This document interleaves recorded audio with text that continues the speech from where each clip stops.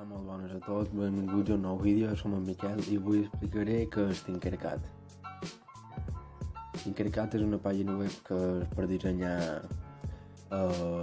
dissenys 3D, no és necessari descarregar res, tu te registres i ja pots començar a dissenyar. És molt fàcil, només has d'introduir un correu electrònic i tu t'inventes una contrasenya pel teu perfil i seria més o menys algo així, com veus el nom, la foto de perfil i això són els dissenys. Per començar un nou li anem aquí baix. Per començar un nou disseny, això és un nom aleatori, però si el vol canviar li dones a Design, Disseny, Properties i li canvies el nom aquí. Anem aquí, tutorial, YouTube.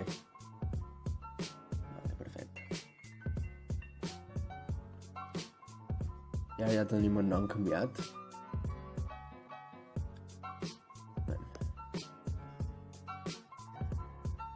Tinkercad consisteix en el disseny de figures 3D mitjançant l'unió entre elles, poden ser figures geomètriques normals o amb espai. Símbol, figures, números, lletres, el que sigui. Per moure la visió del pla fem clic derecho i movem així. Sabeu tot. Podem canviar la nostra visió, la perspectiva. Amb clic dret. Per fer zoom hem de moure la roda de ratolí.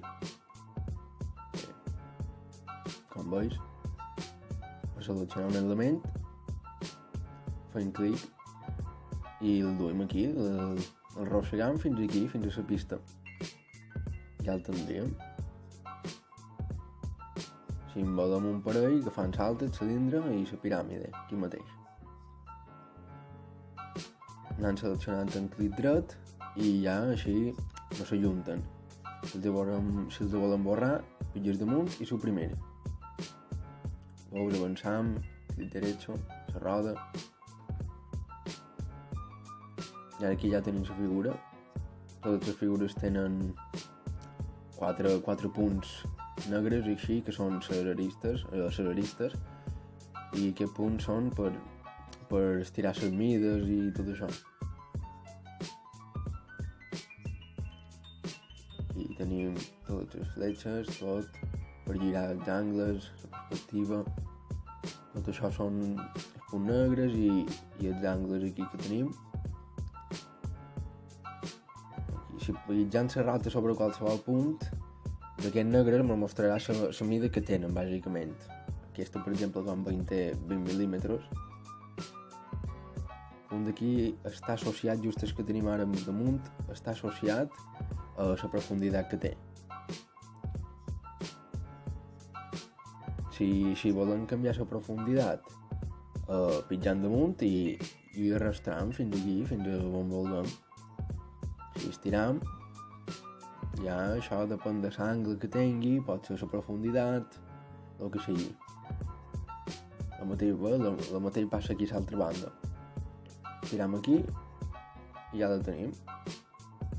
La cara lateral és més ampla o menys ampla, com sigui. Depèn del que vulguem fer. Així. En canvi, els punts blancs estan associats en els costats directes. És a dir, és com arrastrar i estirar els dos a la vegada. En vez d'estirar el negre de baix, estiram el del cantó, i com heu vist. El punt blanc d'aquí damunt, d'aquí superior, s'associa per l'altura i depenent de com l'estiris, se farà més alt. Aquí com veiem té 20 mil·límetres d'altura i estirant cap a dalt. Estiram. L'altura augmenta, com hem dit. Deixem aquí, 20, com estava.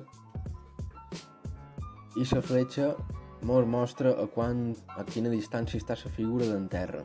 És a dir, com veiem aquí, 0 mil·límetres, perquè està tocant en terra, podria estar flotant.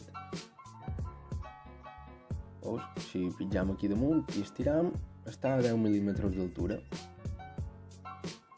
ho veiem aquí, que està a 10 mil·límetres d'altura ara mateix. Tornem a baixar. I ja estaria. És bastant intuitiu. Com veus, així, si canviem un dels costats, d'un en un, se pot fer així, però quan se fan peces més petites, s'ha de fer de manera més precisa. És a dir, aquí tenim el snap fit, que això és com per canviar mil·límetre a mil·límetre, és a dir, tu ho escrius i ja canvia. De 20 a 21, saps? Això és per fer-ho de mida més petita, no estirant directament, tu poses i ja fas la mida que tu trobis o la mida que tu vulguis. Aquí, per exemple, jo he anat prit de 0,5 i ja està. I ara de 20 a 20,05, 21,05, ja està així, més petit, i depenent de la previsió que vulguem aplicar, és a dir, si fem feina amb més coses, amb coses més petites, ja, això ja és a mida de cadascú. Anar prit d'un, ara així hauríem de fer més zoom, si volem més precisió. Zoom, com havien dit, en la roda, de la rata, i així, molt a poc, ja ho vas estirant. Això facilita bastant si volem fer feina més precisa. Aquí està bastant més distància, no s'aprecia tant, no se pot fer d'aquesta manera. I com veus, és més difícil fer-ho justament. Claro, si ho posem més a prop, és més fàcil encara s'aprecia més. Ara anem amb aquestes fletxes d'aquí. Aquestes fletxes serveixen per girar. Giren entorn els eixos que tenim establerts. Veus aquí, com veus aquí giram. Com veus aquí hi ha 2 cercles. Això és com si anat prit d'antes, però en els eixos, és a dir, una mida més petita depenent de l'angle que vulguem canviar. Depèn d'aquesta mida que tu agafis, girarà el seix, la figura damunt seix, de manera més precisa o més fàcil, depenent de com ho vulguis fer. Claro, si volem fer coses més precises, empleant seix exterior, i així anant girant. Com veus? Sí, ja està, d'un en un. Ho vam fer d'aquesta manera. Veus? Si estem dissenyant i volem agafar una altra figura, les podem... Ara, les enjuntades, i ara volen canviar els costats i moure junt. És com copiar un text, és a dir, seleccionant tot, i ara estan els dos seleccionats. Això sí, no estan junts, però estan els dos seleccionats a la vegada. És a dir, ara ho tenim així seleccionat a la vegada, i pitjam el botó Group. Ara això ja està. Significa que s'ha agrupat. El Group és agrupar. Això ja està agrupat. Ara mateix tenim una figura. No fusionades les dues. Ara canviem la longitud dels costats, l'altura, l'elevem, i la canviem dins el pla.